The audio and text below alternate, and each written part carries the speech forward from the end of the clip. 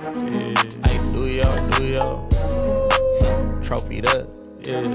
Hey, do yo. Trophied up. Do your dance when the G's up. G. Spaced out. Got me geeked up.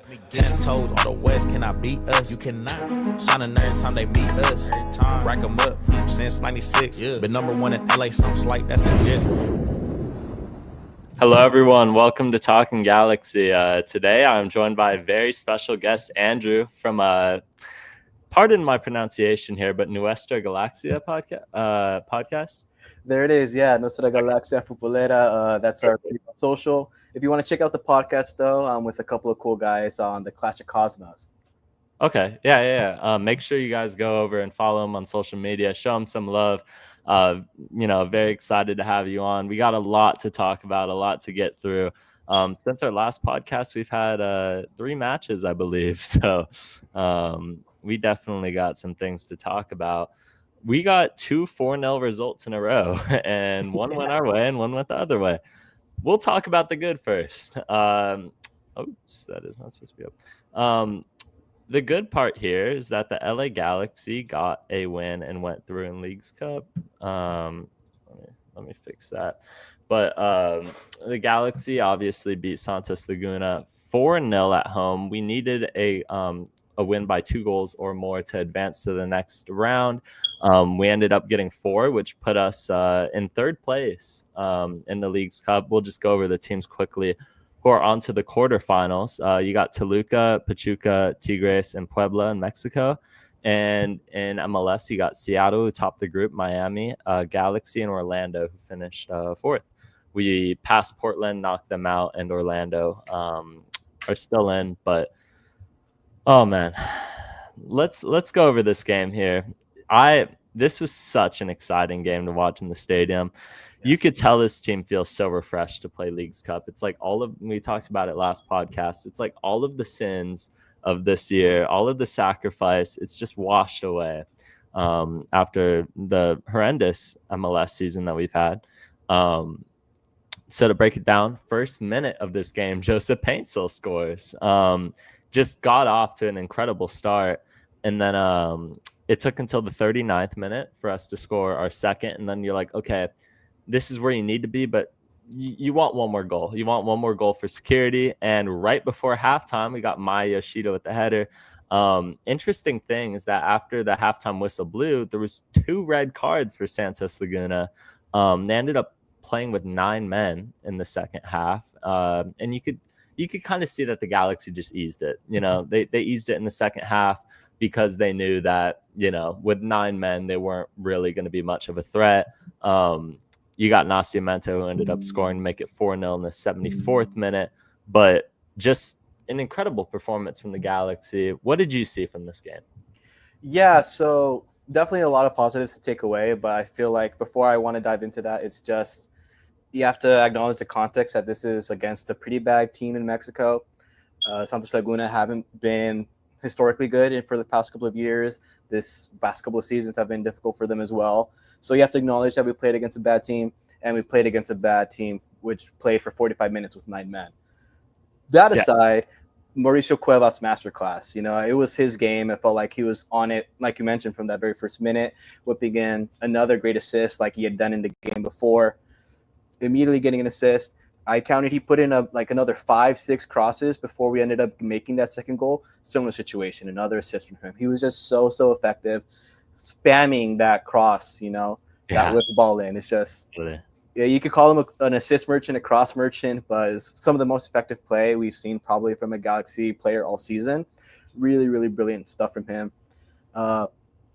Besides that, we get into that second half. We have those 2 red cards, and Santos are obviously going to play a lot more tucked in, just defending the 2-0 deficit, I guess, but trying to stop the bleeding as much as they can. And that, I feel like, is what made it a little bit difficult for the Galaxy to maybe rank up the score as much as they would have liked to. But besides that, I mean, there was that Nascimento goal you mentioned. I do feel a little bit bad for Lucas Sanabria. We talked a little bit before the show. He's had a difficult year, on and off the field. And I feel like a goal for him would have definitely been perfect to sort of start, maybe turn around, lift up his spirits, if anything. To get that taken away off of your teammate's ass is it's hard to swallow. But it happens. It's football. And at the end of the day, I don't think either of them are going to care too much. But yeah, it's just a lot more controlled Galaxy moving the ball around, I guess, what we're used to. And it looked good, but at the same time, again, it's against 9 men. And on the Clash of Cosmos podcast, we talked about the game afterwards. And something I pointed out was that it was good, or a great result, fantastic to see. But to me, it doesn't really mean anything because, again, it's a bad opponent, 9 men. You would expect to win by 4, if not more. And for me, the real test would be that next game in Seattle, which I'm sure we're going to talk about. And we saw how that went. I feel like it was a little bit a more honest reflection of where the Galaxy at this year. But that game against Santos, exactly what we needed to close out the Leagues Cup first phase. Got us into a great position, third place. Good seeding. We have Pachuca tomorrow, I believe, right? So yeah, it's about keeping that run alive. If we can win that game, we're automatically competing for a CONCACAF Champions Cup spot. So massive, massive implications. Greg Vanny said it today. The season, these are our playoffs. This is our MLS Cup. So everything is riding on these performances. But at the same time, we have to acknowledge we're going to be playing against better teams. We're not going to be playing against the likes of Tijuana, the likes of Santos, who have been struggling. So we need to sort of step it up. We're going to be playing teams that are probably a lot more similar, a lot closer in form to Seattle, who we saw what they did to us. So we really need to elevate our game, and if we want anything at all from the season. Yeah, going through the bracket here, we're on the opposite side of these 4 teams, but Toluca plays Orlando. We have a doubleheader tomorrow. If you guys want to watch a game beforehand, that will be the one played at Dignity Health Sports Park, 5:50 p.m. kickoff time. And the winner of Toluca Orlando will play Miami versus Tigres winner, also tomorrow at 5 p.m. And on our side of the bracket, the team that we ended up losing 4-0 to, we get the gift of potentially playing, if we advance, Seattle play Puebla tomorrow, 8 p.m. And then the Galaxy obviously play Pachuca. Oh, man. This team's so bipolar. This team's so bipolar because the fact that you could drop the worst MLS season in Galaxy history and be one of 4 teams remaining in MLS and Leagues Cup. Look, Mexico aren't taking this tournament seriously, in my opinion. I feel like they're doing enough. Some teams are doing enough, and maybe at this stage you'll start to see some of the best of these teams. But realistically, like you talked about, Santos is not a good team to begin with. They're not. I think I saw a stat that they won 3 of their last 15 matches or something, maybe even worse than that. Before the Galaxy game, this was one that we were supposed to win. The 2 red cards, I mean, you could talk about the second half being boring. I think the Galaxy were okay with that because there wasn't a reason to apply 100% pressure, considering that they need to conserve their energy. I think you saw a lot of rotation in Miami, especially in the midfield with IGP. We'll go over that shortly. You got IGP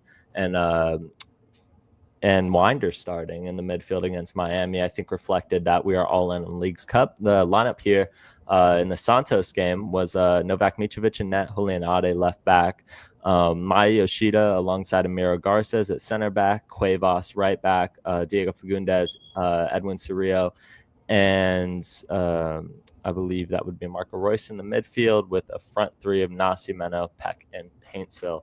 So yeah, we threw all of our chips into Leagues Cup, and it's further reiterated by Coach Greg Vanny talked about today that the fact that this is our playoffs.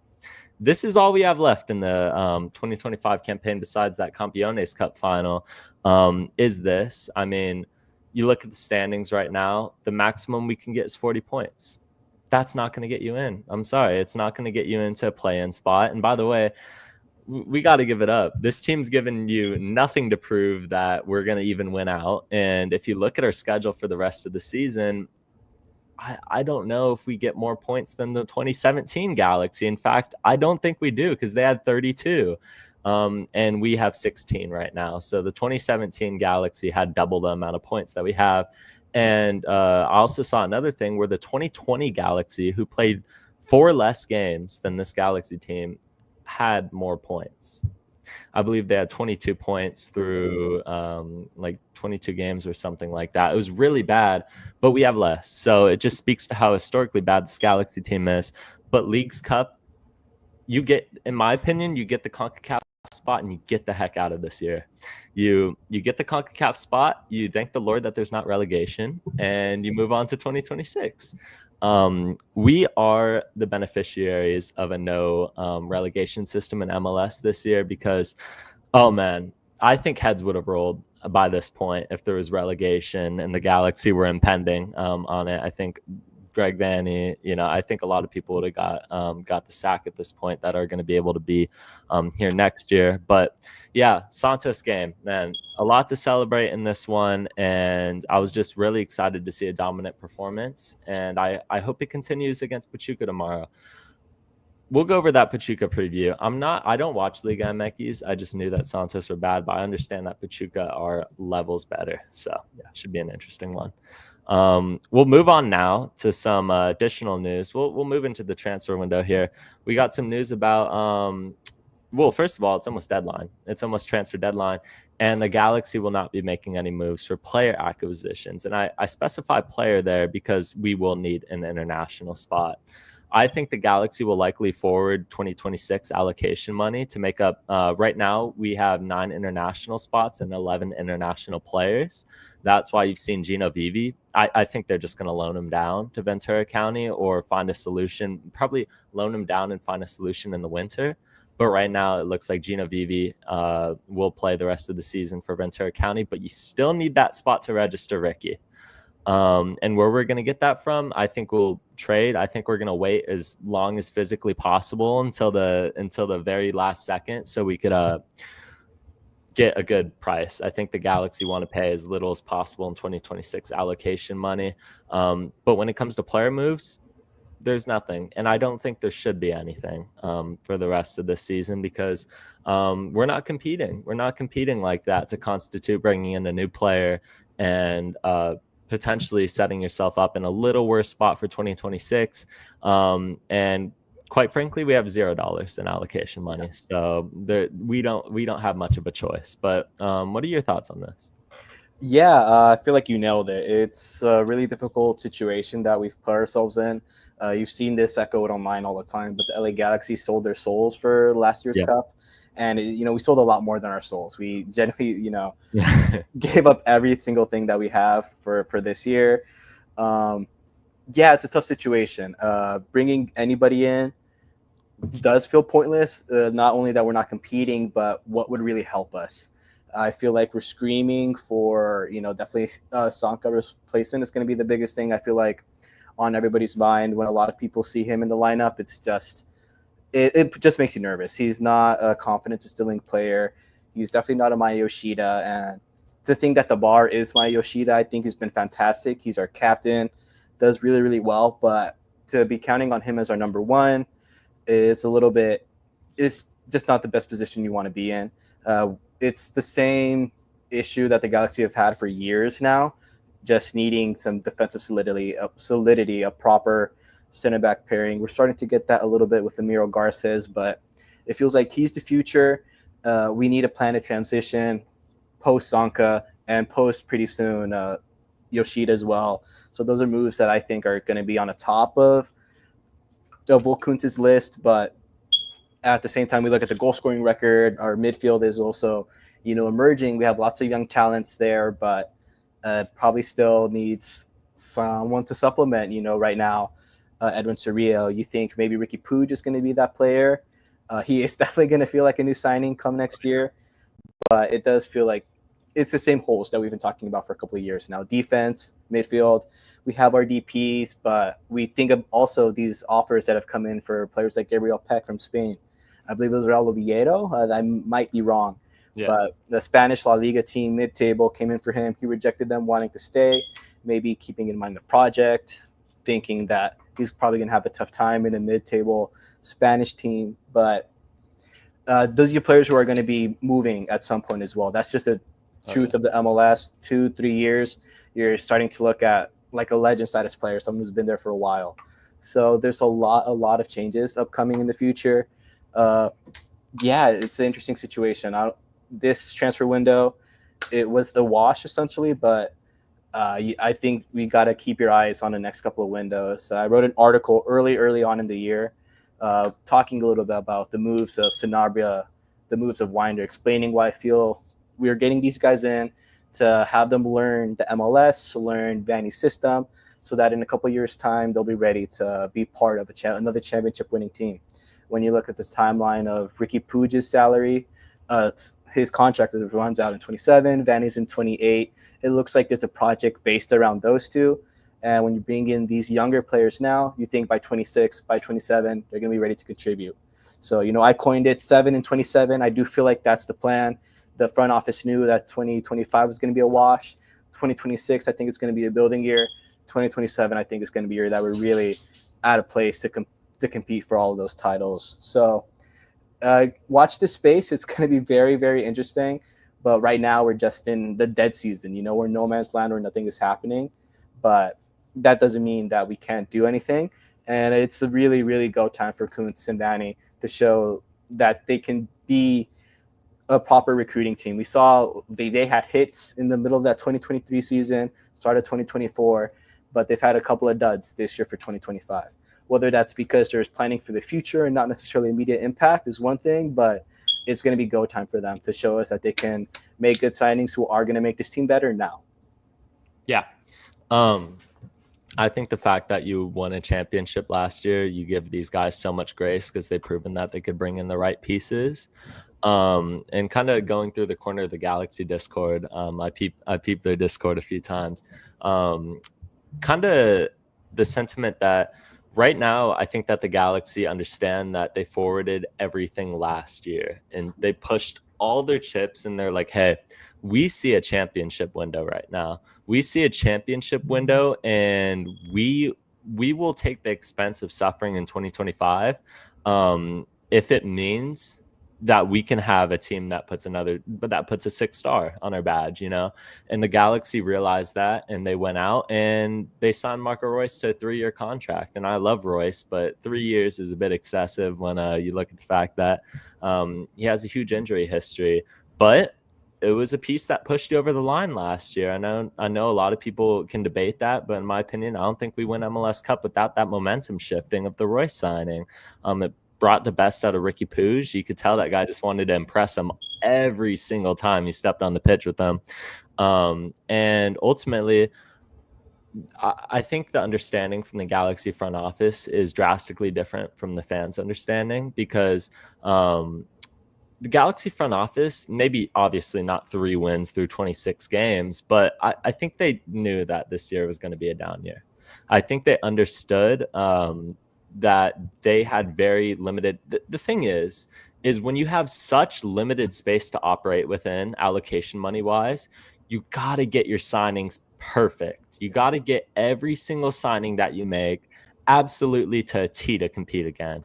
And if you whiff, like Zonka and, a guy who I shall not name, if you whiff on those signings, at least what it looks like right now, over the course of this season, it's going to be a disaster. It's going to be an absolute disaster. And honestly, I think a lot of the season's a trickle down of the importance of Mikey Steffens leaving for Chicago. Man, can we bring him back, please? I guess he was a scouting wizard.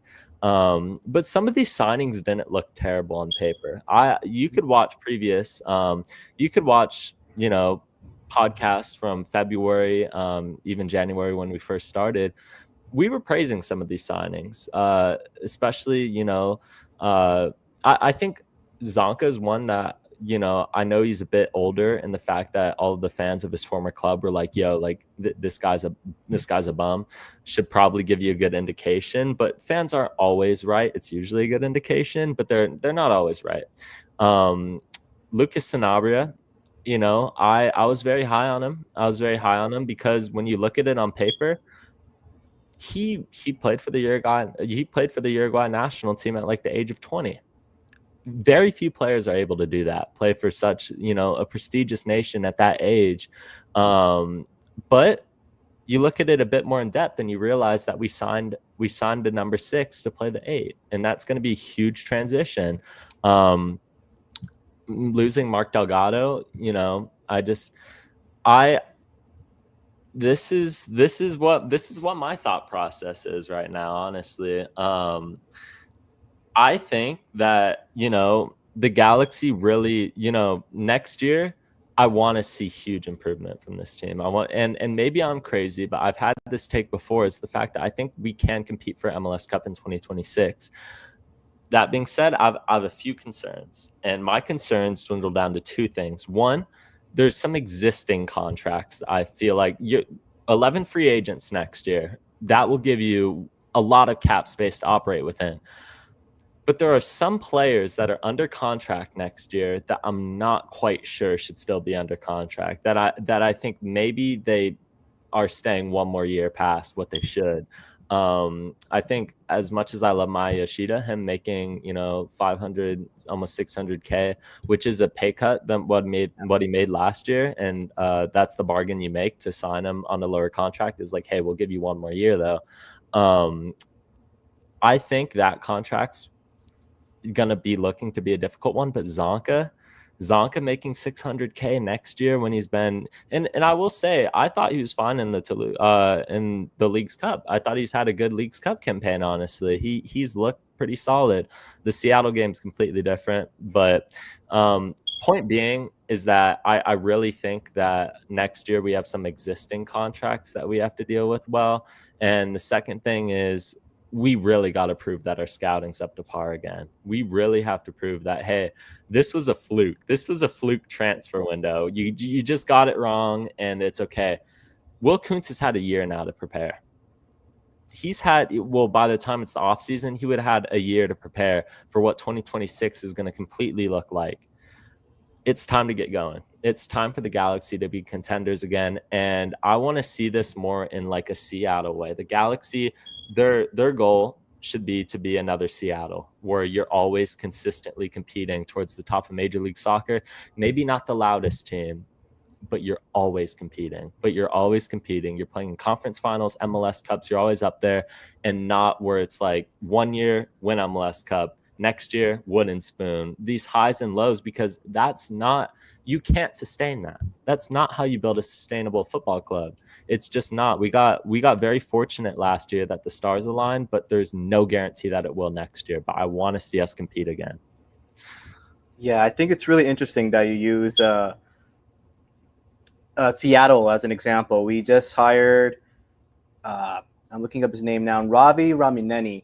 He came from Seattle. He revolutionized what analytics is, looking at numbers and how to use that to sign players across the league. He's a ton of experience, one of the most experienced names you could have when it comes to that. We just signed him during this season to essentially emulate Seattle's exact model. How are they looking at new players? How are they constantly competing? A lot of that is thanks to him, Mr. Raminemi. So, you got to give Kuntz, I think, a little bit of credit there. The burner's on, like he's on the hot seat for sure. Yeah. But he's taking the exact steps you would want to actually go ahead and do that. How do you get like a team like Seattle? Go ahead and steal their top guy. It's essentially what we did. We stole LAFC's top guy. Now we got Seattle's top guy. You could see, we're kind of getting these infinity stones if you want to think of it that way. But yeah, I think really just some of what you said. Ever since Ricky Puig got injured in that semifinal or the conference final, the team knew the season was a wash. And from there, the focus was on building towards 2026, 2027. Yeah. We also hired Mikkel Denker, big, I believe, in not Belgium, but big in like European experience for the same side of things, scouting, acquiring players. So he's taking that seriously. You could tell he's like, hey, maybe I can't do this alone, me and Vanny. So let's go ahead and get some of the best help around we can. And if we can end up replicating that Seattle's model, I think there's a lot of good signs to be hopeful for in the future. And, in 1-2 years time, we're going to be looking at 2025. It's just a bad dream. And what we had to go through, to suffer through to sort of get there, to have some consistency, which is something that we haven't had for, a decade plus in the Galaxy. But it's up to Kuntz to prove that the faith in him is worth it. But when you look at these pieces, it kind of suggests that maybe it is. Yeah. And I'm going to give the benefit of the doubt to the guy who brought us an MLS Cup. I'm going to give him, which is why I've given him as much grace. I think you're right. I think the seat's getting hotter because if you stink it up again next year, I think that Greg Vanney and Will Kuntz job security needs to be at least very much questioned, where right now I'm willing to give them the grace of one more year because I think they've earned it. If you put a 6-star on our badge, you have every right to get one more year to get it right. And they knew that it was going to be like this. I've seen the take that, especially from rival fans, being like, Galaxy have no excuses. Galaxy have no excuses. LAFC went to the MLS Cup the year after they won it. Right. But that was a different situation. That was a much different situation because first of all, it's not like Denny Bouanga tore his ACL and he was unavailable the entirety of next year, because I could promise you they wouldn't have made MLS Cup. But regardless, they would have still probably made playoffs. The thing is, we pushed all of our chips in to last year. And LAFC built a bit more sustainable than we are. Right now, in terms of always competing at the top, they're built a bit more sustainable. In fact, that's another comparison. I'm sure the Galaxy would like to be as high up in competition consistently year after year as they typically are. But look at Seattle. Seattle are the benchmark. They've made playoffs all but 1 year since they've came into the league, or at least the last 15 or something. They are the absolute benchmark for what you want to do as an MLS team. My only criticism of them right now is that maybe they've held on to some of their core a bit too long, at least as DPs. I think they could have swung a bit more than they have been. But, the Galaxy definitely have the tools next year, a lot of allocation money, and a lot of things that we can do to make sure that next year is going to be a lot more successful. But yeah, Mr. Will Kuntz and Greg Vanney, I believe that they're on the clock now. So Seattle. Oh boy. We're going to have to talk about this game at a point, and let's just get out of the way now. Starting lineup for the Galaxy, we had Novak Mitrovic, Julian Ade, Maya Yoshida, Zonka, Yadimiro Garces out for this game, but the MRI scans came back good, so he should. We'll go over some Garces news actually. Cuevas right back, as you talked about, assist merchant. I think I would take a lot of pride in that nickname if I was him. You had a midfield of Edwin Cerrillo, Diego Fagundes, and Marco Royce. A front three of Paintsel, Nascimento, and Peck. It just, where do we start? I guess we'll start with the Ade own goal. It's really unfortunate. It happened right in front of me. It looks like maybe the Seattle player pushed him in the back a little, but look, it's not going to be enough for the referee to overturn it. It's just unfortunate that the circumstances, it's a freak own goal. It's a freak own, like the Yamane one in the Red Bulls game. We can't get a break this year. And then Danny Musovski made it 2-0 in the 37th minute. And now you're like, okay, this is going to get bad, isn't it? You just had a feeling. They come out of the second half, and Danny Musovski scores another goal. 54th minute, it's 3-0 Seattle. And you're like, great. Okay, get everybody out of this. Get everybody out of this, and let's just turn the corner on this game. And we did. Seattle also slowed down a bit, but then they got a fourth goal in the 85th minute. I think that's Brunel. And it was embarrassing. It was honestly really embarrassing. I think the Galaxy should feel absolutely ashamed of themselves that they even hit the pitch. Might as well have forfeited the match, because I think you would have lost by even less than we did if you'd have just forfeited. So regardless, this game really stinked, because it felt like very rarely this season, we've lost games. We've lost a lot of games, but very rarely have we been blown out. Yeah. Very, the Red Bulls game was an absolute disaster. That was peak, just we're finished, right? Yeah. But this game at home was it was embarrassing. It was embarrassing, honestly. And we usually compete in these matches, but Seattle they came out with a much higher intensity. The Galaxy looked absolutely lackluster. They were absorbing as much pressure as they could have. I think Zonka kind of returned to earth in this game as well. He wasn't playing great whatsoever. And we got punished. And Seattle are one of those teams that is absolutely going to punish you. And yeah, as Brandon says in the chat, Seattle just needed to push with a little aggression, and it was enough to deter our players. I mean, you're right. They came out with an intensity that they wanted to get 3 points even after Leagues Cup. They topped the group. So it's not like they have an excuse of, they rotated their final game of Leagues Cup to prepare. No, they went all out and they beat us on top of it in our own home. It's an absolute embarrassment, and these players should feel ashamed. There was, the whole "we want better" chants after the game. Fair, because this is not up to the Galaxy standards, and anybody who kind of had hope that after Leagues Cup we were going to be able to piece together some wins and maybe make something of this year in MLS season, it brings you back down to earth. This game, I was talking to my dad, and he was just like, "Yeah, we're back down to earth." This is the type of performance that kind of makes you realize that this is who the LA Galaxy are in 2025. It's not that team that you saw in Leagues Cup. It's this. And the fact that these two teams look so drastically different, I think it's a mental thing. I honestly think, it's also a talent thing. There's a lot of other things, but I think the fact that we could perform so cohesively in Leagues Cup, and yes, we had two favorable opponents in Tijuana and Santos Laguna. I'm not trying to downplay that, but we competed with Cruz Azul too, and honestly should have won that game. We had plenty of chances, and these teams look so drastically different because I feel like a large part of it is just a mental thing right now. And yeah, we'll talk about the ring giveaway here. This was 2005 20-year anniversary ring night. I got my third ring of the collection. I believe there's a 2012 ring that I don't have, but as you can see, it is the one on the left there. It's a beautiful ring, but once again, I think they tried to make things better with this ring giveaway, but it ultimately just look. I couldn't post this on social media because I think I would have been in some trouble there. But it looked like that there was an employee or something. Somebody was stuffing like 50 rings in their bag. They had like a backpack, and they were stuffing like 50 rings in it.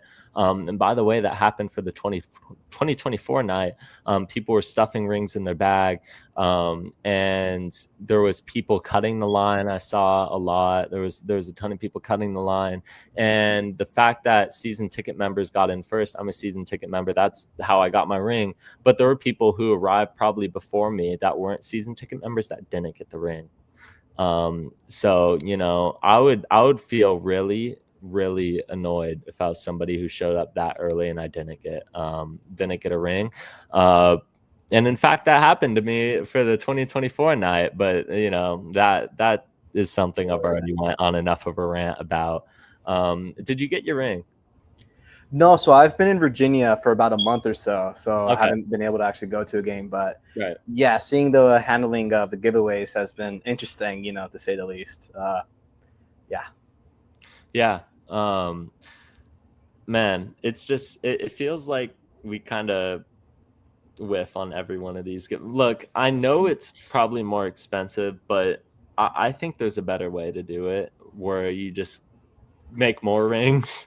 Yeah. That might be the most 5,000 is simple and obvious a ridiculous number. 5K rings. I mean, look, it's not enough. Or do it, or in my opinion, do this.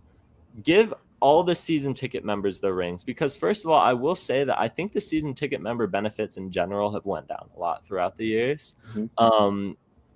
Give them all rings. Give them all rings, and let everybody else who isn't a season ticket member get their rings. Then you solve the issue, in my opinion, where it's still, you could even hand out 5,000, but if you give season ticket members theirs first, not included in that 5,000, a lot of people are going to be able to get it. And it's disappointing that these giveaways always end up being somewhat of a disaster, but yeah. I got my ring this time, and I just hope that there's some improvement in the future.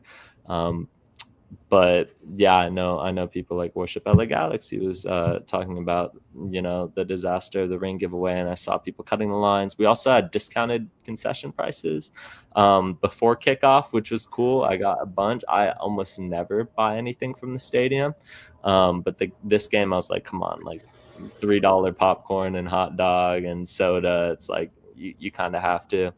But yeah, back to the Seattle game. I guess back to the Seattle. Trying to do everything but talk about that game. Yeah. It was a game of football that was played, and One of the games of all time. one of the games, and we played in it. But, okay, sorry. What else did you see from this game, man?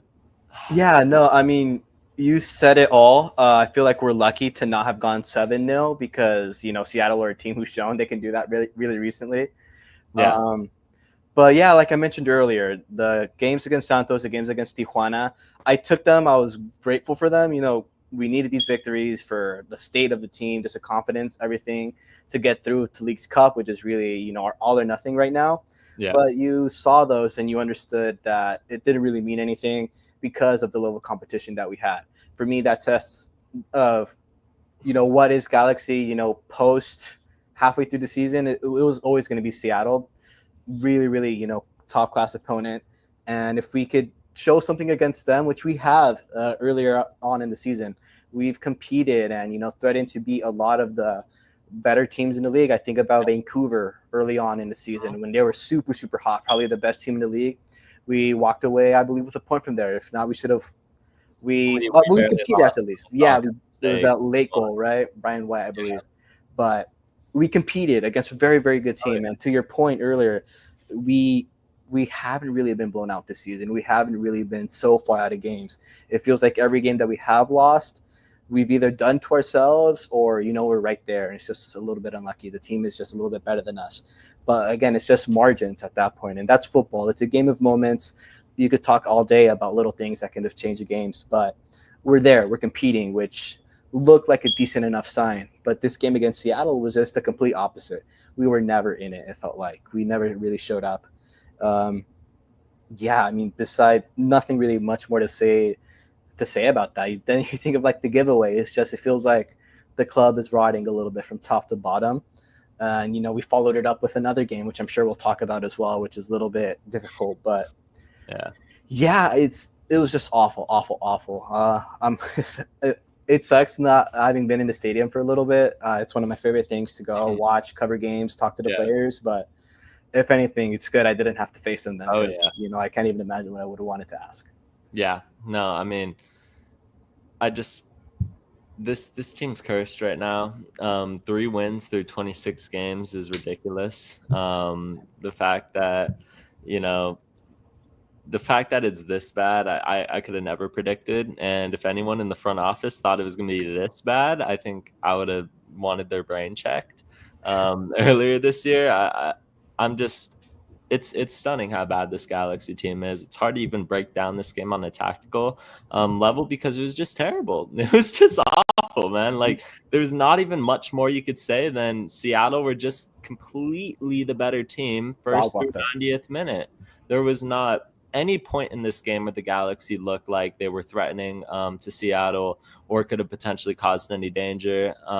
And once they got that goal, we just folded. We just laid down, dug our own grave, and laid in it. And that was how this game went. It's hard because you haven't seen that much from this team with how historically bad we are. It's never usually been this bad, at least, getting blown out. But yeah, I mean, we'll open this. We'll open this segment up to the chat now. If you guys have any questions for Andrew or myself here, man, it's difficult. It's really difficult when it comes to Seattle because Greg Vanney and Brian Schmetzer have such a long history. They've played each other. They played each other so many times in important matches. This is probably one of the least important games they've probably ever played each other in. But Seattle has that killer mentality. They don't care. They don't care if they just played a Leagues Cup game 3 days ago. They're going to come out and they're going to slam the Galaxy against the floor. And it's really disappointing how this one played out. I think our attack was non-existent, one of the worst Marco Royce games of the year. And yeah, it sucks, man. This season sucks. Can we just I can't wait to move on from this nightmare. We got a question though in the chat for you. Who's going to win the League's Cup in your opinion? Just shoot a prediction out right now. Yeah, I'd love to say the Galaxy, but it just backing them feels so difficult this year. But this has been our competition. Like you mentioned a little bit earlier, it feels like the sins of the league kind of wash away. The team can sort of put that behind that. They don't have that cloud hanging over their heads that we're in last place, we're not playing for anything. They can finally compete. They have that little bit of fuel, that little bit of fire just underneath them. And I think that's massive for a team as maybe anemically fragile as the LA Galaxy. We just talked about how Seattle kind of just dog walked them, man. It was really a mentality thing. Seattle, a team coming from a really strong Club World Cup performance, amazingly strong Leagues Cup performance. So they just have everything right going for them. Whereas the Galaxy, I mean, every time they travel and there's like a late kickoff or just anything that kind of messes with them, it just throws them off completely. It feels like they really need the stars to align. And that was the thing that happened, across the league in recent games. But Leagues Cup, it's just they've been performing better. They do have that fire. They do have something to actually compete for. And probably a little bit more than in a regular season when this is all they have. So I'm never one to compete to vote against the Galaxy. So I'm going to go ahead and say them. But I think we really have to keep an eye out on these stronger Liga MX teams. I think Pachuca can be a real challenge. They're undefeated in the Apertura and Liga MLX for, I believe, 5-0 now. So a really, really strong team that we have to take seriously. But yeah, that's my smoke detector. Sorry about that. But yeah, I think the Galaxy, they're going to have to show who they are. This is, their chance. I said that maybe Seattle was the time to do that, to really prove that. But, you can argue they weren't fighting for anything. They were allowing themselves to maybe be rolled over. So, yeah, I think Galaxy, this is really the moment for them to show what they got. Yeah. I totally agree with you, and let's just hope they don't show what they got in a 2025 fashion, because we all know what that would entail. Anyway, we got another question here in the chat. First I got a question for you. This is completely off the Seattle game here or Leagues Cup or anything. Yeah, I know. Thank the Lord. What's the most interesting player interaction or craziest player interaction you've had? Yeah, so I have two that jump out to me right away. One was with Mai Yoshida last year. It was the game after his birthday, and especially last season. Every time Mai Yoshida came out, he'd always have something to say that would make the whole press conference just bust out laughing. Such a funny guy, really, really personable. Yeah. And, it was easy when we were doing so well, so he'd always be happy to talk. But this is right after his birthday. I believe, was it Jalen? No, that doesn't really matter. But it was right after his birthday. I asked him if the team did anything special to celebrate his birthday, and he just busted up laughing right away. Said that the team just smashed his neck. They do a tunnel, and you run under it, and they got smacked. He said that J-Mac smacked him super hard, wanted to get him back. So I just remember that laughter. I thought it was really, really fun. Always great to get a smile from players. Another one I really like was Edwin Cerrillo, right after that 4-2 LAFC game. One of the best games of that year. He scored that screamer to make it 2-2. He got voted Lars man of the match. When he got subbed out, got a standing ovation. And it was a really, really positive moment for him. So I got to ask him how that felt, and he gave me like a really, really deep, vulnerable answer. He said that this was right after his transfer from FC Dallas, which was a little bit of an interesting situation. It doesn't necessarily seem like the FC Dallas handled that the best way. And he was going through a really rough time. He straight up said, I haven't been happy these past couple of months. But that goal for him was a massive, massive turning moment. You could see his eyes kind of swell up a little bit. So it's just amazing to see the vulnerability, some of the emotions you get from these players. It just really, really humanizes them. For me, that's always the goal. There's so many other journalists in that press conference room who are going to ask about the game, just all the soccer stuff. So to get to pull out a little bit of the personality from these players, take them away from that, always such a privilege. And, I definitely appreciate the vulnerability, all of that. So yeah, I just love seeing their emotions. Oh yeah, absolutely. I'm sure in a season like last year, it's so easy to talk to them compared to this.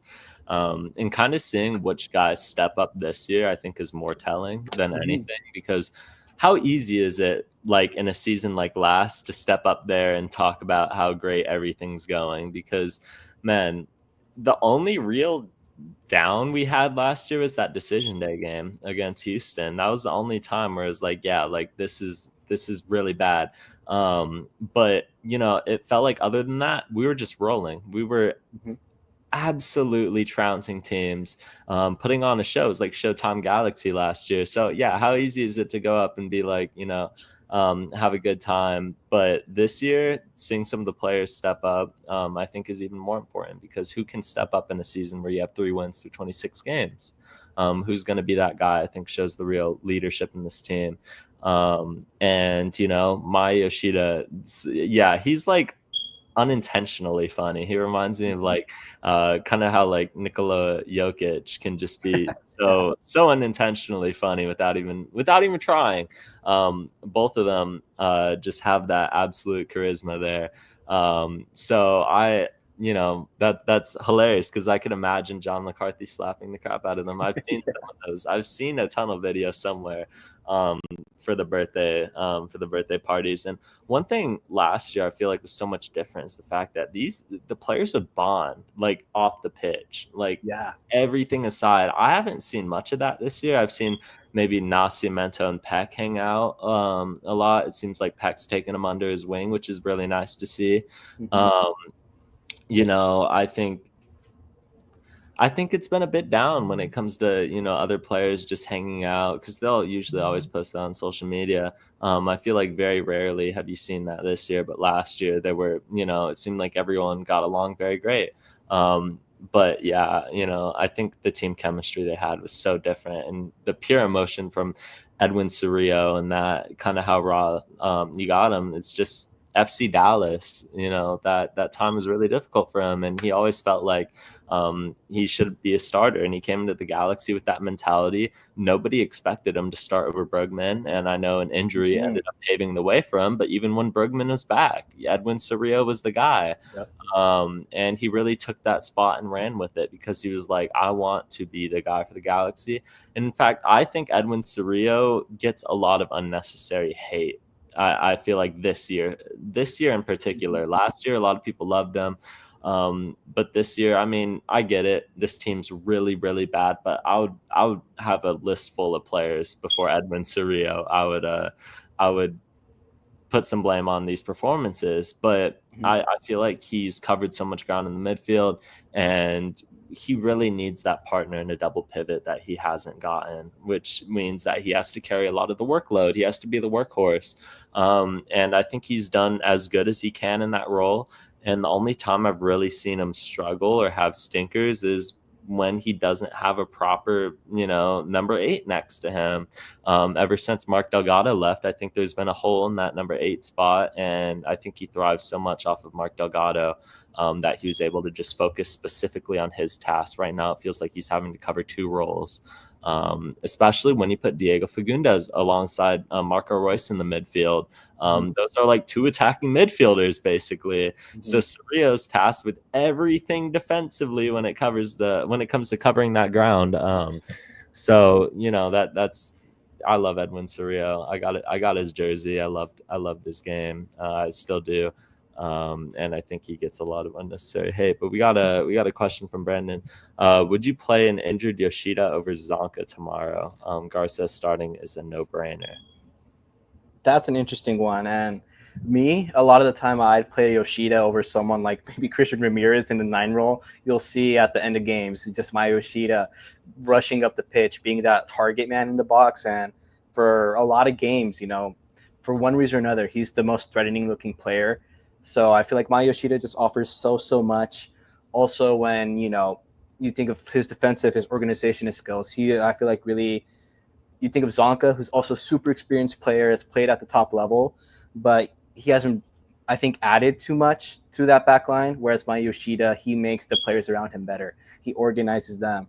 And I've gotten to ask him a lot about, Miro Garces, who's really his new number 2. That's his partner. Yeah. And I love how he just goes into how he explains to him. He's teaching him on the job, the way that he barks orders at him to tell him where to go, which is, a big thing that we've noticed in Garcis's game is that he can be a little bit hot-headed. So to have my Yoshida there with that leash, I think it just adds so much to our back line. It's a really difficult question because we're probably not going to have Garces in there as well. We're going to get into that. Sorry? I think we will have Amir Garces starting. Right. Well, we can look at the quote, but I believe Vanny said something that he's iffy, that he wasn't 100% sure he'd be back. Yeah. I don't. Let me pull up the exact quote that I have. But I guess we could also segue that into a bit of the Amir Garces news here. What I have down is that he basically said that Maya Yoshida is hit or miss for this game, and Okay. that he's not confident that Maya will be available. But Amir Garces, he kind of had a lot more confidence in the fact that he should be available for this game. The MRIs came back good. He was questionable for the Miami game, but Greg Vanney talked about the fact that he was like, I believe last week he said that Amir Garces is like questionable for Miami, but he's probable for this game. So I'd imagine that he starts, but my Yoshida, right then. I'm not so sure about. Yeah, but to go back to Brandon's question, yeah, I mean, to give him some credit, Payton mentioned earlier, but Zonka has been playing a little bit better. I have a group chat with a couple of buddies. I was watching the Miami game with my sister recently, and there's just moments where you're like, whoa, Zonka made a good defensive play. Yeah. And like that could be a little bit surprising considering his typical form, but he's been doing that more and more these past couple of games. I've noticed myself saying that the past maybe 3-4 games. So I feel like he is a player maybe who's emerging now, which is, interesting to say. But I mean, half Yoshida versus one full Zonka. I guess you're gonna take the Zonka, but I mean, like I said earlier, seeing him on the team sheet never really fills me with too much confidence. Whereas I see Yoshida, I know that maybe he won't always be physically 100%, but what he's gonna add to the back line in terms of organization, just being where we got to be, which is like 90% of being a defender, it would probably be worth it for me. Yeah. Honestly, I'm not sure the specifics of how injured Maya Yoshida is. And if I knew that, I would probably be able to, give you a better decision. But ultimately, it's up to Maya. If he's not feeling up to it, then I'd much rather have a guy in there who is healthy, at least, who is healthy and is confident in his ability to play. Because the last thing you want is Maya Yoshida to go out there and get injured for the rest of the year and potentially miss a semifinal game, or not worse, or just not play to his standard, what he holds himself to, which I think would also be, a travesty. So I think you would want to see Zonka in there alongside Amir Garces. If Yoshida's unable to go, I'd rather have the guys who are healthy, and I know that Zonka's healthy. And he's been fine in Leagues Cup. So, against Pachuca, which are a much better team, we'll see. We'll see. But I think Zonka's your best bet there. I would definitely say center back's the position you need to look at in the offseason most. Absolutely. To bring a TAM player in. But yeah, that's your update there. Maya Yoshida is likely out for tomorrow's game. While Amir Garces is expected to return to the lineup, I would assume he could have probably went in the Miami game if it was a big enough. If it was a big enough game, I'd imagine that he would have been able to go there. But all things considered, no. Who wears the captain's armband? That'll be Marco Royce. Brandon answered that. We got a question. Your perspective on what we need to do to win Leagues Cup. We'll get to Joe Cool's question. I just realized I skipped that. But to win Leagues Cup, $1 million question. Oh man, where do I begin? I think defensively, you're really gonna have to be sound. Like we were just talking about the fact that Zonk has put together a good Leagues Cup campaign. You're gonna have to see that entire back line continue to be as sturdy as they've been. We've conceded what 3 goals in the 3 group stage games, 2 against Tijuana, 1 against Cruz Azul, if I'm not mistaken. That's not the worst. Better That than our league average. yeah. Oh, yeah, a lot better. So I think you see our defense improve a lot. And by the way, in that Tijuana game, we also scored 5. So on the other side of the pitch, we got to keep firing. The players have to move with that confidence. And really, in my opinion, these guys got to separate Leagues Cup from MLS mentally.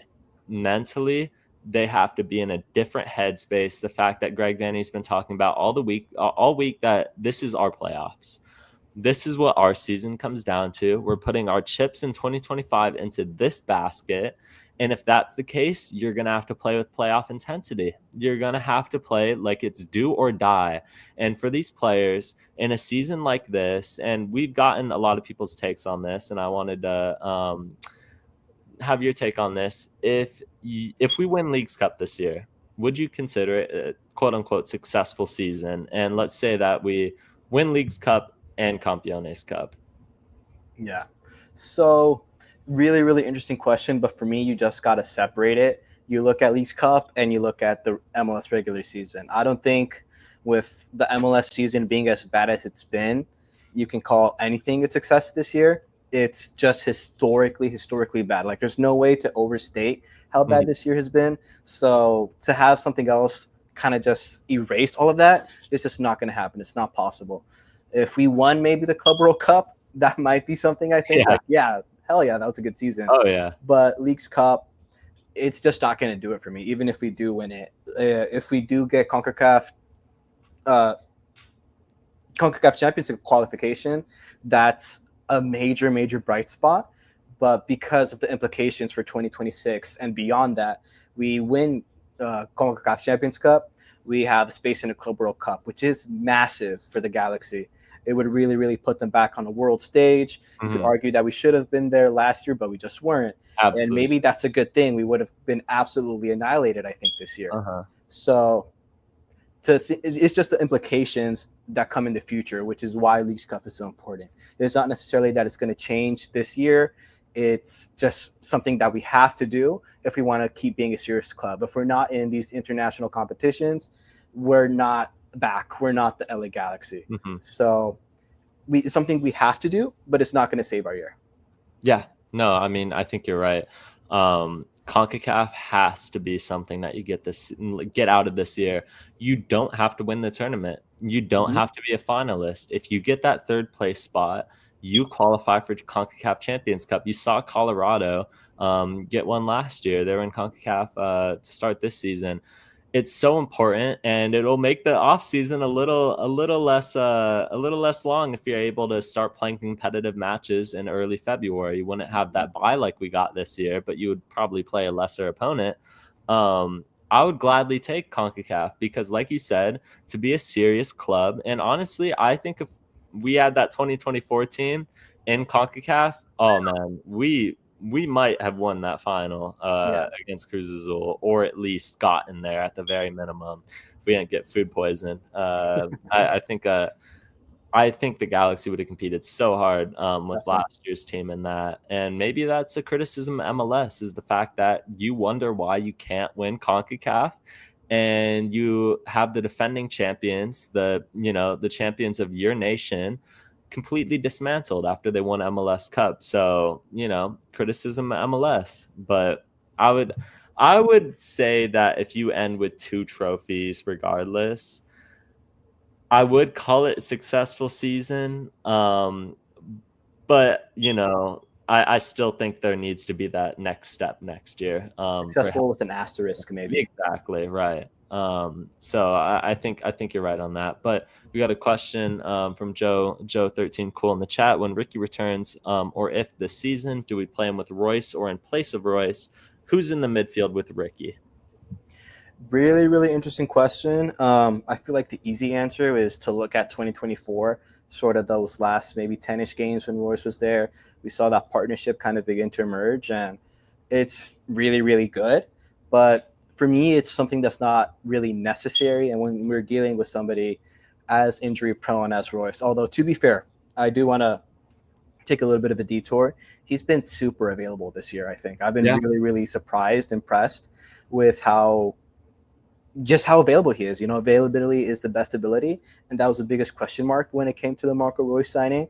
But as soon as he really got fully healthy, let himself heal, he hasn't really been out of the lineup. So I think that's really amazing. But when it comes to soccer in general, you don't necessarily want to push it. You do want to have someone like Ricky Puig, who you could comfortably bench Royce for, have him play, maybe take off Fagundes later on and put Royce on there and really, really terrorize tired legs at the end of the match, do something like that. But I think that's what we'll see. Probably maybe Fagundes step out of the lineup, and we'll see Royce, Puig kind of doing both of their thing, just being special. I feel like one of the best midfields, in the continent, I would venture to say. That's really, really impressive.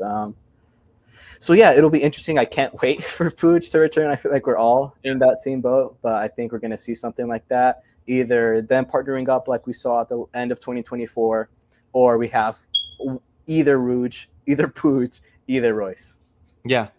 I think they will end up partnering. Like you said, Royce has been available, which is surprising because that guy's made of glass. And in fact, I think maybe we're wearing him down too much. I don't know if we're trying to force him to be like, hey, bro, like retire after this year. We're going to play you so much, you're never going to want to play football again. And I'll give him credit. Royce has been our best player this year. And I'm not sure it's particularly close with any second right now. But I think you partner them together because you can't bench Royce with how good he's been. You can rotate him in. You could absolutely rotate Royce some games instead of giving him full 90. Man, when he went as long as he did in the Miami game, I was screaming. I was my God. I was like, bro, take him off. Like we got a huge game on Wednesday. Take him off earlier than that. And I know we were still in that game for long periods of time, but I was just begging. I was like, Greg Danny, please. If we get injured and we lose to Pachuca because of that, we'll never forgive ourselves. Like it's just every time you see him in past like the 70th minute, you start biting your nails. Yeah. So I hope we see some rotation, but I would go with Edwin Cerrillo, Ricky Puig, and Marco Royce in the midfield. Fagundes heads back to the bench, but I think he could be a good rotational piece when you need to give Royce a bench, and at the very minimum, a good super sub.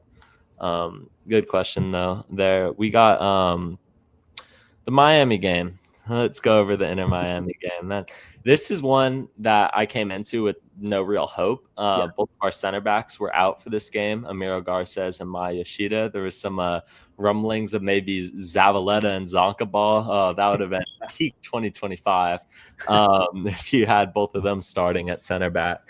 But instead, you saw Edwin Cerrillo drop to center back, which he's played at times when the Galaxy have needed him most. It's kind of crazy that Zavaleta is technically not even the fourth center back then. It would be Edwin Cerrillo. But we held our own for a while, man. Like this was really surprising to me. So, there was an offside goal from Inter Miami around the 30th minute, definitely offside. Although the camera angle that we got on it was not the best until like the very end. In my opinion, this is a bit of a detour as well. MLS, you make so much money every year and we can't get better camera angles. Like really, it felt like I was watching from the moon. The Charlotte game was the worst I've ever seen. There was like a Charlotte, I don't know if you've ever seen it. There was like a VAR decision in Charlotte, I think last year.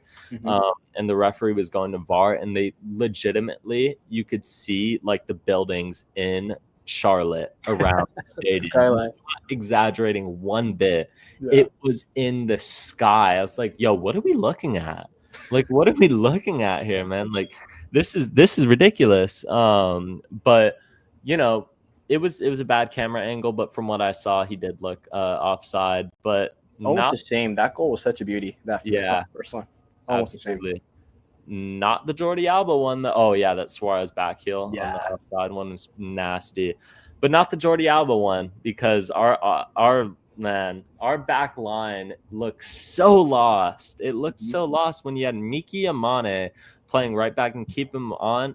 It was not like, usually you want to keep somewhat of a, it's just fundamentals. It's so hard to, it's so stupid that we have to explain the fundamentals here. That line should be somewhat straight. That was a curved line. That was like a Parabola. That was ridiculous. That was ridiculous. Everybody was in different positions on the back line, and they ended up keeping them onside. They get in behind the back line and, square it to Jordi Alba, and it is 1-0 Inter Miami. Oh boy. We're just so out of sorts. But we come out, it's 1-0 at halftime. You're like, look, it's not as bad as you. It could be worse. It could absolutely be worse against Inter Miami. And then you see Messi and DePaul warm up for the second half, and you're like, it's gonna get worse, isn't it? And then Joseph Paintsil with an incredible run, just absolutely torches. I think it was Weigand on his side, absolutely obliterated that guy. Gets in behind the Miami back line. Initially, it didn't even look like this went in. Like, I was sitting there on the couch, and I was like, okay, like I think that shot went out for a corner, or he just like hit the side of the netting or something, and it went in. It trickled in. It was so ridiculous. But what an incredible solo run by Joseph Paintsil. And now you're like, wait, don't give me hope. Don't give me hope that we could walk away with a point or better from this match. Hold on for as long as we did too. Yeah, I think Vanny got some of the substitutions wrong here in this match, because Miami around the 70th minute just started to. Inevitably it was going to happen. Inevitably, Inter Miami were just going to come back around and start playing with the home team momentum and applying pressure, creating chances when you have Messi and DePaul and Suarez and all of that attacking talent that they have to overwhelm you. It's going to happen. And Lionel Messi from the top of the box gets around our midfielder, and he ends up just burying that shot in the bottom left corner. And it's like, you just knew it was going to happen. There was no way that Messi was not going to score in that match. And it was really disappointing, because I feel like if Edwin Cerrillo was the guy parked up on Messi, I don't think that goal happens, because Edwin Cerrillo's so good at man marking in that situation. But the fact that he had to play center back forced him deeper, forced him in that line alongside Zonka, and he wasn't able to man mark Messi because he would have been playing too high up and not keeping that line. So you had a defensive midfielder holding it, and just gets torched, and it's 2-1 Miami, and you're like, okay, that's what you expected to happen. Like, that's what you expected to happen, but it just sucked that you had hope. And then Luis Suarez just gets in behind the back line. Incredible pass, incredible ball in behind. Suarez gets in and buries that chance. Obviously, I think he had a goal scoring drought, though. He hadn't scored in like 10 matches from open play before this one. Of course, 2025 LA Galaxy, everyone gets a goal, but it was going to inevitably happen with that Inter Miami firepower that they have up front. It's just disappointing that we held on that long to really just fold within the final 10 minutes of that match. But what did you see from this game? Yeah, so to be frank, not one that I watched too closely. I mentioned it a little bit earlier, I believe, before the show, but I was like in hour 5 of a 7-hour drive. Yeah. So, I was a little bit, busy, eyes on the road, right? But I definitely had the game on. I was following along. I was surprised to see that it took Miami that long to score their first goal. I was, relieved that we got let off on that first one. But I was telling my sister, who was riding with me, like, this isn't a game that we should be in. And, even at halftime at 1-0, I thought, hey, that's not too bad.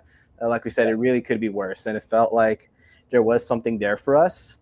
And Joseph Paintel, I think he did what a DP should do. We haven't seen too many big DP performances this year, but he made a goal out of nothing. To me, it felt so out of nowhere.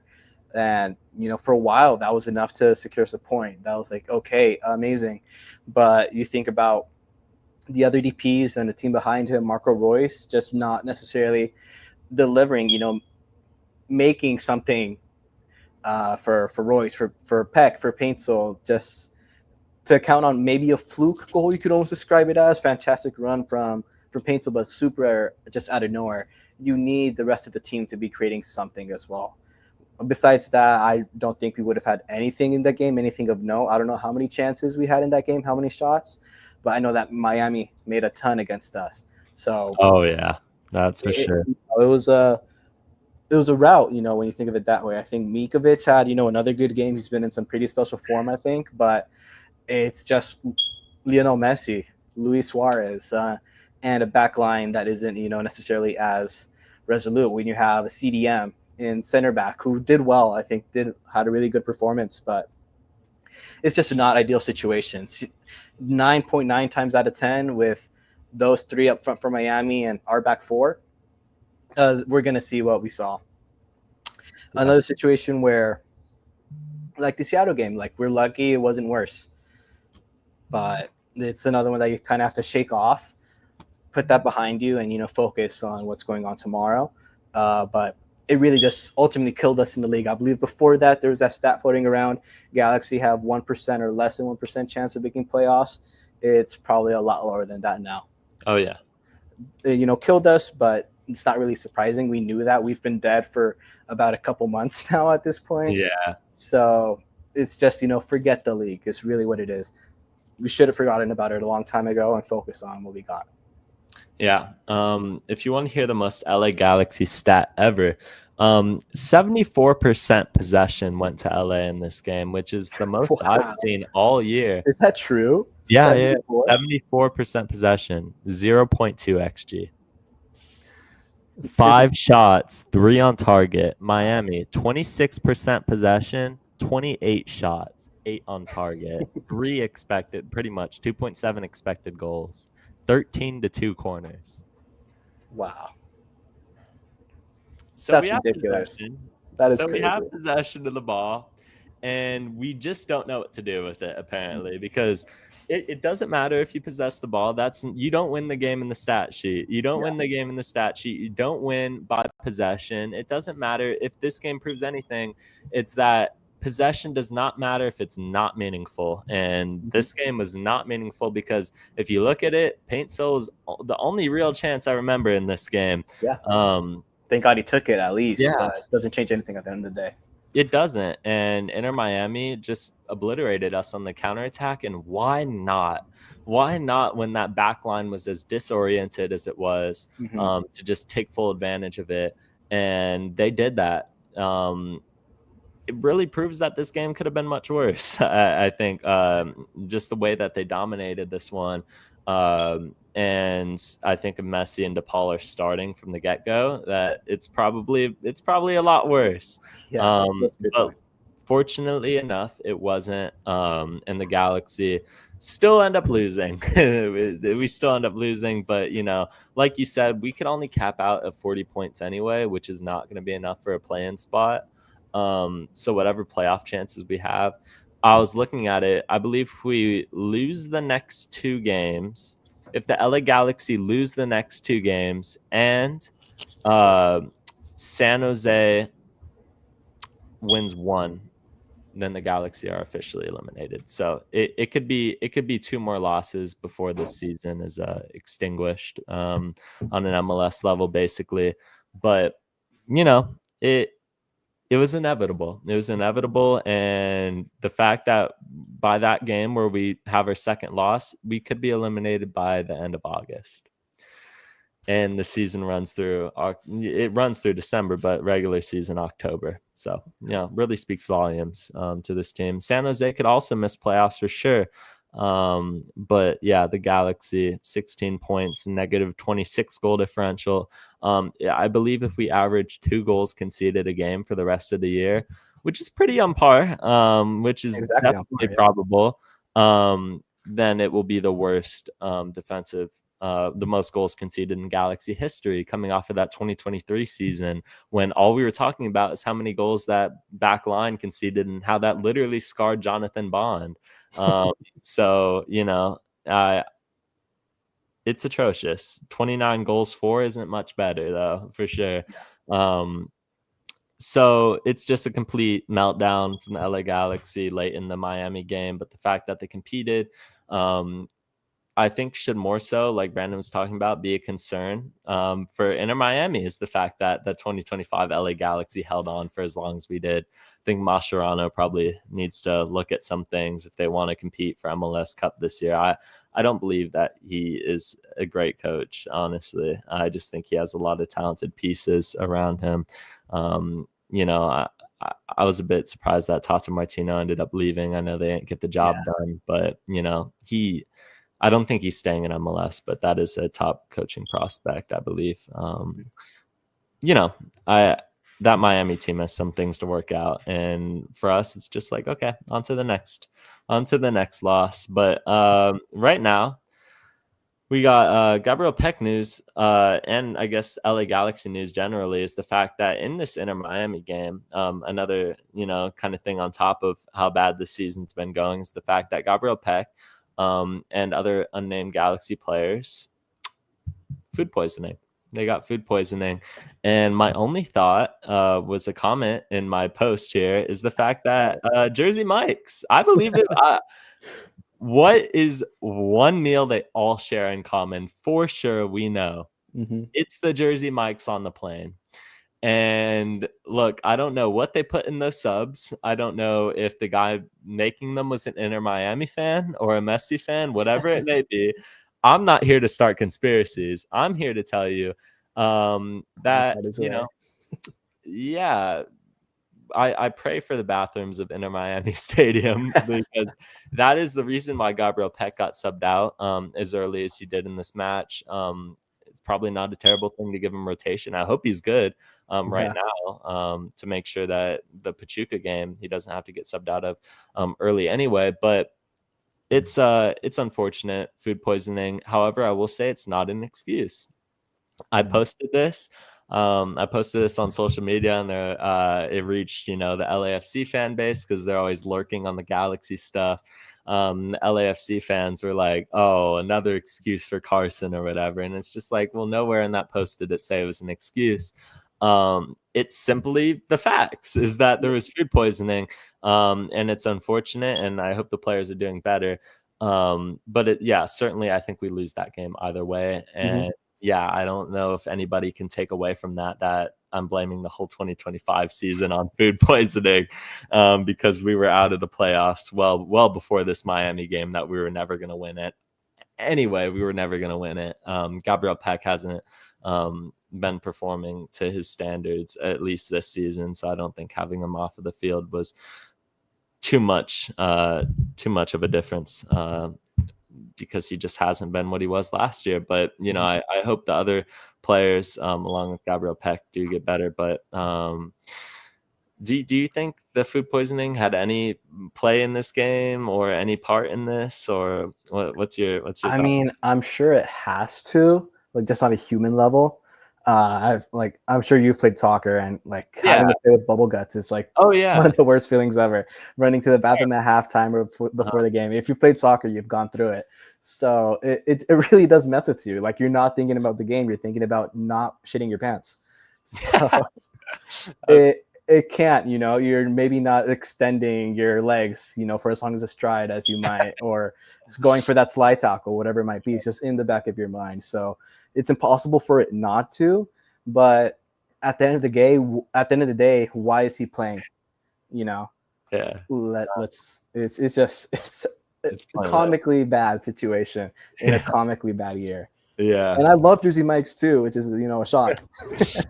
Yeah, it had to be the Jersey Mikes, bro. It just had to be. According to Joe13 Cool in the chat, Greg Vanny said that they're doing better today. But also Jersey Mikes is good for a decent colon cleanse. Yeah, I mean, it's unfortunate, and you're right. Why is Gabriel Peck playing in a match where it's meaningless for us? Let the guy get rest, put him on the toilet in Miami Stadium. Right. Hand him a bottle of Pepto and Yeah, like just let him be, man. The fact that he even had to play that match was very unfortunate for him. But I hope the other players are doing better. Interesting they didn't name them, but I'm surely it was some other starters too that were dealing with it. Hey, maybe that's why Yoshida was also out. Maybe on top he had bubble gut. Oh man, I've played like soccer games and stuff where like I ate like a big meal before it, or like one time I drank like a whole thing of orange juice before a game. Oh man, the bathroom was blowing up after, and it's just an awful experience. So my heart goes out to all these Galaxy players, right now because, I think they're gonna need to replace some of those bathrooms in Miami right now, and especially probably at the hotel, I'd imagine. So yeah, I guess on to the next thing here. We got a new cup, not a great high quality image. It's just a snapshot taken during the San Jose versus San Diego game, the Smurfs versus the New Plastics. We got a new trophy potentially that the LA Galaxy and LAFC will be competing in. Apparently, the winner of that match, which ended up being San Diego in a 2-1 comeback, gets to win this. I mean, it's whatever they need to make themselves feel better and feel important. And in fact, I'm glad San Jose got a new rival. If they want to make that a rivalry, great, because they are absolutely third wheeling nowadays. So El Camino Real, it's a nice looking pot. Sure, I've seen my grandma make some tamales in those. Yeah, absolutely. You can make some pot roast, whatever you want to do with it.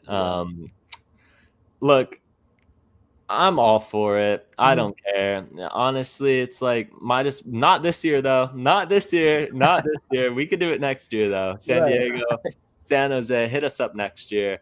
The supporters, this is like a supporters driven thing. They decided to do this, and they were talking about before the game, which was broadcasted on Sunday Night Soccer, that they want to add Galaxy and LAFC to this. I don't know. I would imagine it's up to the front offices or whatever, but why not? Well, it's not like, why not? But it's not a legitimate trophy. It's an absolute Mickey Mouse trophy. If anybody, and I know there will be fans who are going to be like, oh, we have more El Camino Real trophies than you. Like, whatever they need to make themselves feel better. But like, let's be honest here. Let's set the precedent now on August 19th, 2025, is that this trophy has no substance or value to it. So please don't use it in debates, but I'm all for it. I'm all for it just for the fun of it. Might as well. We have 4 teams. They have a Cascadia Cup that they do. I know the Canadian teams have the Canadian, I don't know. They have things going on over there too. Where it's just like, might as well. There's no harm to it. It's just a fun little thing. So make it between the supporters. Let's have some fun with it. And hit us up in 2026. Not this year though. Because we don't have a win against the California team. And San Diego has 4, by the way, which is kind of crazy. But, 2 of those have come against us. So you put a little asterisk on that. Anyway, El Camino Real, maybe we'll get in on it. I think it'd be kind of funny if we didn't, though. Be like, you guys just really like knock on that this is, worthless trophy. Be like, look, you little small fish can have that trophy. We're gonna have our El Trafica matchups that we're gonna have. You guys could have your little Mickey Mouse cup over there, which would also be another fun takeaway from it. Anyway, so yeah, El Camino Real, your thoughts on that? Yeah, interesting. It's one that I've been in conversations amongst other fans even before San Diego joined the league, and I thought that's something that would be cool. It would be fun. California, massive state, fifth largest economy in the world. There's all this stuff going on when you talk about California. And, soccer is California's sport. I don't think that's, too much of a stretch to say. So it's something that makes sense to me. I've talked about wanting to see it for a couple of years now. And I think it's really, really cool that it's supporter-led. Supporters, are the lifeblood of all teams. We've seen the effect of not having the supporters behind you. Galaxy games this year. So I love that for, the San Diego fans, the San Jose fans. I think it'd be cool if we got into it. But again, it's just something cool. It's not going to make or break your season. It's just, adding on to the stat sheet. It would have been the same conversation. I'm sure you've had conversations with San Diego fans, LFC fans, like, oh, we have all these wins against you this year. It happens every year anyway. So just to put a trophy on it is just, a little bit of a decoration on that conversation. Again, it doesn't mean anything, but I think it's cool. I like that it exists. But yeah, definitely something for 2026 when we can actually win it. And then I'll go ahead and use it in an argument myself. Yeah. All of a sudden, it'll mean something. Yeah, absolutely. I would love to see that, just between all the supporters of the California teams. I'm sure LAFC fans will probably win it and then get it like tattooed on like their back, covering the old Galaxy logo tattooed. Yeah, they'll hang the banner in their stadium, El Camino Real champions. How shameless they are. They literally count Western Conference championships, which is crazy. Another Mickey Mouse trophy. It's literally like a runner-up award. That's a participation medal. It doesn't mean anything unless you actually win MLS Cup along with it. That's the only real trophy. And yeah, we got that little Mickey Mouse thing going on. We'll transition now. We're running a bit over, but we'll do two match previews here. LA Galaxy versus Pachuca. This is a part of a doubleheader. For 8:45 kickoff time from Dignity Health Sports Park. If you want to watch the match before, it's at, I believe I said 5:50 p.m. If you want to watch that, you can. I'd imagine there's going to be a lot of Toluca fans that stay and watch the Galaxy game after. Don't be surprised if and when Mexico fans outnumber Galaxy fans. It's just going to happen. That's been the norm. It's going to happen. It's Leagues Cup. Their fan bases are much more vast and wide spanning than any MLS team is, really. So it's to be expected. Pachuca, I think you know more about this team than I do. So you wanna talk about Pachuca a bit? Yeah, just a bit. I mean, this is really surface level research that I did, preparing for a couple of articles I've done, but they're definitely a step up from the teams we've faced on earlier on in Leagues Cup. Probably more comparable to Cruz Azul at this point in terms of overall quality.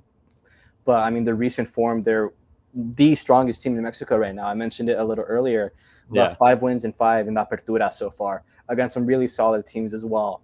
Really, really good goal difference. They can score, they can defend, and they can do it against good teams.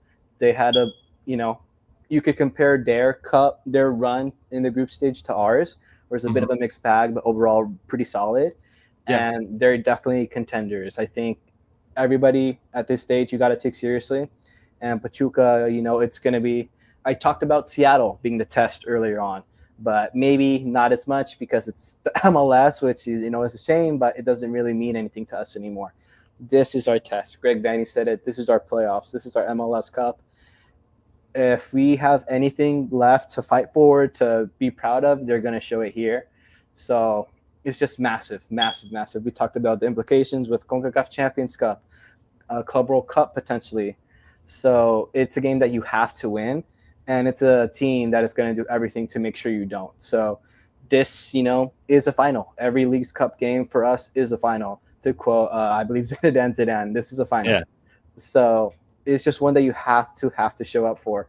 You can't be fighting bubble guts. You can't be, half injured and on the pitch. You have to be 100% on.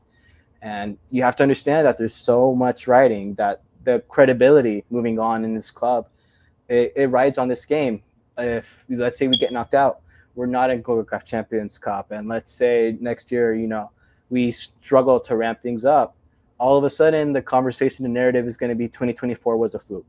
And, we're in real danger of, one of our biggest triumphs, of all time, being turned into this real talking point. So just something you have to show up for. I keep on repeating myself, but that's what it comes down to. This Galaxy team, when they do decide that they want to play, they want to compete, they've shown that they can compete and they can, even win games against some really good teams. It's the Galaxy that we're going to need to see. It's a Galaxy that we haven't necessarily seen in a while against good teams, at least. But this is their moment. They have to take it, or just rest everybody, rotate everybody. The season's done. So really interesting game. Pachuca side you have to take seriously. It's going to be, I think, an exciting one of those end of your seats. You're going to be clenching for all 90 minutes, I feel like, at least. So yeah, just one you have to be there for. Yeah. Oh boy. I really want to see this Galaxy team come out from the opening whistle and look goal dangerous. I want to see them from the opening whistle create chances, really put Pachuca on the back foot and nab the first goal. You cannot go behind in this game. You absolutely cannot. You hype this game up like a final. Fine. Go out, prove it. Every game's a final from here on. Yeah, like Brendan said, every game, the next 3 matches, if you end up progressing that far, are finals games for the Galaxy. It's not like Zlatan said, it's a knockout round. It's time to knock some people out. We actually have to step up to the plate and knock Pachuca out, and you have to start very good on the front foot. Like we talked about, you could have all the possession in the world, but that matters zilch. That matters nothing if you're not able to generate that into chances. I want to see progressive play. I want to see more connection from the midfield into Marco Reus and feeding him. Marco Reus, I think, needs to be in a position where he's able to provide for Peck and Paintsil and make them dangerous. Your designated players. Look, Ricky Puig is out. Obviously, he's been out all year. We needed them to step up more than ever and really have the season of their lives, even better than last year if the Galaxy were going to compete, and they didn't, and it's fine. Well, it's not really, but I'm going to pretend like it's happened. Fine. Yeah, what can you do? Pretend like it's fine if you're able to wipe it away by showing up in League's Cup for these guys. I think Paintsil's been through a lot mentally. I think Peck is also more of a confidence issue. I think neither of those guys, it's a talent thing because they're both incredibly talented players. But they got to start connecting. They got to start flowing. Nascimento, keep feeding him. That is a hungry striker. That is a goal dangerous, goal hungry, clinical striker who's had a fantastic Leagues Cup campaign. I love what I've seen from Nascimento so far. So we're going to have to be firing on all cylinders. I believe the Galaxy have scored 10 goals in 3 games in Leagues Cup, if I'm not mistaken there. So that can't fall off. It can't fall off. I know Pachuca are a very good team, but you got to get out on the front foot. And I think Liga MX in general, like we talked about, probably not taking this as seriously. But they understand that there's a CONCACAF spot on the line for them. So they're going to be up to it, I'd imagine. So let's hope that the Galaxy are able to really get back to 2024 ways. We talk about the fact that it's like, oh, Leagues Cup, we just take it back to 2024 all of a sudden. Let's do that again, please. As for lineup predictions, I'd imagine obviously Novak Mitrovic gets the nod in net. I think Julianade left back, Zonka and Emilio Garces center backs, Mauricio Cuevas right back. I think you have a midfield of Edwin Cerrillo, Diego Fagundes, Marco Reus, Peck, Paintsil, Nascimento up top. My full choice, my first choice minus my Yoshida starting lineup for the LA Galaxy. Do you have anything? No notes. Yep, that's it. Yeah. I think that's what Greg Vanny will go with. I'd be very surprised if it's anything else. Score predictions for this match. I'm going to go 2-1 Galaxy. I'm going to go 2-1 Galaxy. I don't think it'll be a goal-scoring onslaught like I'm hoping that it'll be and continuing on the path, but a win is a win. And if we're able to get on the front foot and really, just get up like 2 goals. I know it's easier said than done. Get up like 2-0 and make Pachuca start to think about their next Liga MX match. Like have one of those type performances and really put this game to bed as soon as you can. but it's going to be way closer than that. So I'm going to say 2-1. And my goal scoring picks, I'm going to say Joseph Paintsil gets one and Nascimento gets the other. But your score predictions. Yeah, I'm almost going to copy and paste that, but I do feel some more goals in this one. I feel like Pachuca are going to come. They're going to test us. So if we're going to advance, we're going to need to deliver and produce as well. So I'm thinking of 3-2 Galaxy. Mm-hmm. I like Paintsil. I definitely think Nascimento is going to get one. I've been in love with him really since his first proper start. Such a good signing. If we don't make that a permanent one, I might just quit the fandom. I don't know, but I'm a really big fan of Nascimento. I feel like the scouting department nailed it on the head. He's a proper Vanny striker. I got the chance to speak with him a couple of games ago, and he just the way he described, he loves to link up, be involved in the play. That's something that someone like Dejan Joveljic, it took him about 2-3 years to really learn and get comfortable with that, whereas Nasi just picked that up right away. So I feel like he's really going to be a big part of our future. And, we can't fumble that, but all of that to say, I think he's going to get a goal. I think Paintsil is going to get a goal. And this is going to be a bit of a rogue one, but I feel like maybe Garces off a set piece, off a corner, a header. I think that might be the cap it off for 3-2.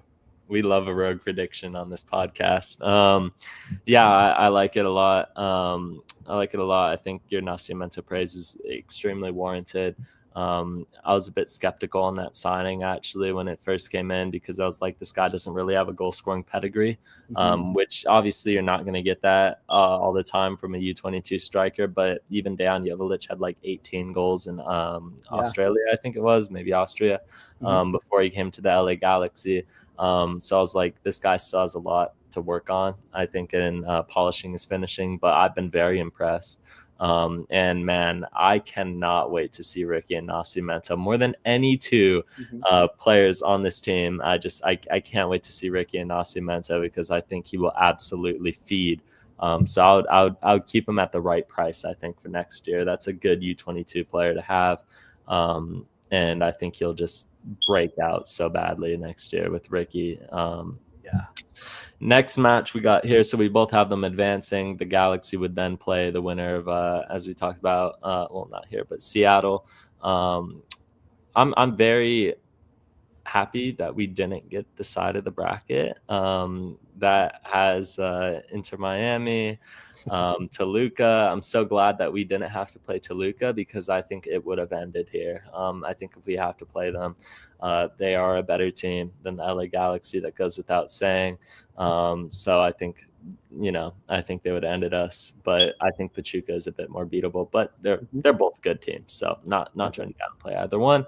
And the last thing before we get out of here, LA Galaxy, Colorado. We'll go quickly over this one. What this game's going to look like, I have no clue. Because if we win in Leagues Cup, we'll have a match. We'll have another match next week, midweek.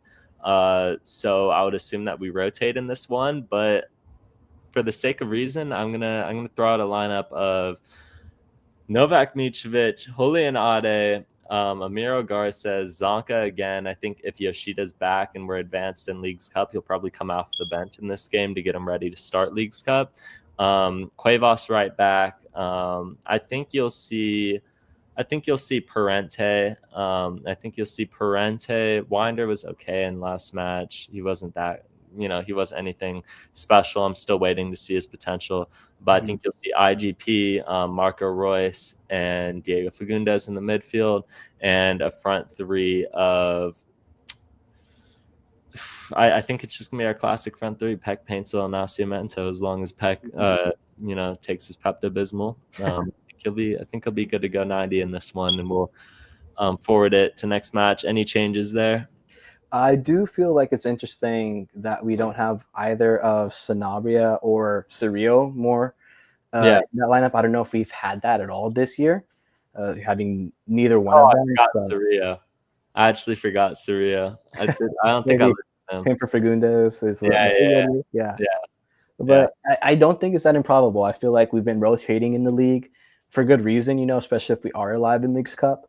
So it wouldn't surprise me too much. Just for the sake of it, I'll stick with what you had originally. Parente, Royce, and Fagundes in there. Fagundes. Yeah. Yeah. I think Cerrillo. Man, I would take Royce out though in a heartbeat if I was Greg Vanny in a match where you're about to play a semifinals game and maybe just give him like 20, 30 off the bench. This match, Colorado, I don't believe they're doing that great this year. Let me see. Oh no, I'm wrong. They're in 7th. They're not doing terrible. But yeah, obviously, Kevin Cabral off the team, unfortunately, brings a sad tear to my eye. Always rooted for the guy. But Colorado, without him, they are bringing in Paxton Aronson, who will not be available to play in this match. I don't think they'll get it in time. Right. Paxton Aronson will be, I think, a valuable piece to Colorado. But right now, I think they're kind of faltering after Mihailovic left for Toronto FC. It's so hard to predict a win, so I'm going to say with a rotated lineup, it's a 1-1 draw at Dignity Health Sports Park. I think our goal will come from Nascimento again. Your prediction? Yeah, I was thinking something similar. If not that, maybe a 0-0. Would be impressed with a clean sheet, but yeah, it's just LA Galaxy in the league. I feel like we've been hurt too much to put too much hope in a result. We love it. We'll take it. Wouldn't do much for us at this point. But I'm gonna say 0-0. Yeah. This is probably our most winnable game out of everyone remaining. Maybe Dallas at home is not maybe a bit more of a winnable one, but either way, you gotta, I guess if you want to build morale, I don't care as long as they separate the two competitions. I could care less at this point. Colorado need to win way more than we do to climb up the ladder and avoid falling into a play-in spot. So they're going to be eager to get 3 points from Los Angeles, but I just don't think that they're that good of a team right now. But neither are we, so that's why I'm going to go with we both got a draw there. Yeah, LA Galaxy will play obviously tomorrow. Pachuca 8:45, Dignity Out Sports Park. Hope to see you guys there. I'll be in Angel City Brigade as always. And then Colorado Rapids also at home, I believe 7:30 p.m. kickoff time. No more really late games unless we advance. Then they'll probably give us like a 9:30 game at that point. At this point, yeah. Give me midnight Galaxy soccer. Shoot. Anyway, so yeah, huge match tomorrow. It's a playoff game basically for the LA Galaxy. Hope to see you guys there. I am an ACB member. ACB had a meeting, but nothing really transpired from it. They're still holding their stance when it comes to the protests. So I would imagine that you don't see them or Outlaws tomorrow in the supporter section. Probably a lot of fans of the Mexican teams there trickling in, whether it's Toluca, Pachuca, whatever. They're going to be there in numbers, so just be ready for that and stay safe, everyone. Where can people find you? Yeah, so I'm on Twitter at NGF Andrew, as you see on the screen there. I'm posting all my articles from Los Angeles Sports Nation. You can find the website there. Subscribe for free. Catch all my articles. We got something coming out every week. We'll have something after this Pachuca game, which will be an interesting read. Yeah. But yeah, we do. I try to do a really good job, covering that team as honestly as I can. Yep. So, if you want some coverage from a fan, there's a place to find it. Besides that, Twitter, NGF Andrew, Instagram, you got to write it out. Nuestra Galaxia Futbolera, all soccer, all LA Galaxy. We have some stuff there as well. You can find clips from our pressers that we get to do. Lots of stuff, great stuff with Vanny, with the players. So some pretty good stuff there for you guys to check out. And I appreciate you, Peyton, for having me on. Definitely a blast. Of course, man. You are welcome anytime. I'm putting all of your socials in the chat, including that Instagram. For all of you guys, make sure that you go over and show some support. Love what you do, man. Love all of the press conference videos and the coverage, the articles that you write. You do a fantastic job, and we very much do appreciate you on. You are welcome anytime. Just let me know, hit me up, and we'd love to have you back on. As for myself, appreciate that. Yeah, of course, man. as for myself, I'm LA Galaxy _Buzz on Instagram. Talkin Galaxy is now on TikTok, everyone. Talkin Galaxy, just the same as our Instagram handle. So make sure you go show some love to the TikTok over there at Talkin Galaxy. And yeah, thank you all for tuning in, and I will see you on Tuesday.